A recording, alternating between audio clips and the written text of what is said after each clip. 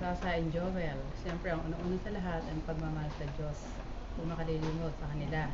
Alam ko naman na talagang ay very religious dalawa. Sana ay wag magbago. Alam mo naman natin na marriage is a living together as husband and wife. Ah, sa araw na ito ay magkasama na kayo ngayon, kayo ay pinag-isa. Sana kung may problema kayo, huwag kayong magliliman, share to each other. At sana ay maging pagbibigay nyo, pag-unawa sa isa't isa, huwag magbabago yun. Sasa, you're the best. Thank you sa lahat ng tulong mo sa aming mag-anak. Yun lamang. At congratulations. Hello, Sasa! Kumusta na? Congratulations sa advance. Sana ay maging masaya ng buhay mo ngayon.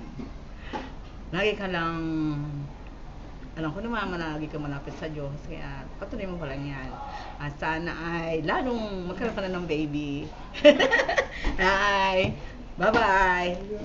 God bless! Hello, Sasa! Bangis! Kumusta na kayo dyan? At last, as mo nga si Tita Marie, at ako'y nasusurang. Maris ka na, Tita Marie. At last, kayo din pala, sa tagal-tagal ng panahon. Sana, pagkatapos naman ng kasal, babies naman. Kaya gumawa na kayo hanggat maaga, matanda na kayo. Ikaw, Bangis, matanda ka na, kaya mag-anak ka na. Sana umuwi kayo para magkaroon ng reunion ng ating choir. Miss ko na kayo. Ingat kayo palagi. God bless. Congratulations, ha.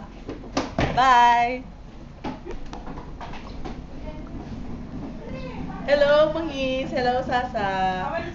Congratulations sa inyong forthcoming wedding. At last, natupad din ang ating matagal ng pinag-uusapan. Sana lang ay for good na ito. Tama na, ha? Ayoko na ng pangatlong kasal. Tama na yung pangalawa, ha?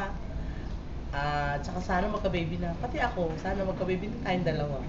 At saka yung nakita ko sa sa Friendster na t-shirt, padalahan mo ako noon, ha? Yung may picture yung dalawa. Yun ang souvenir namin sa inyo. Okay, congratulations.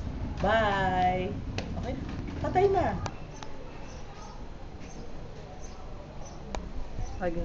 Game.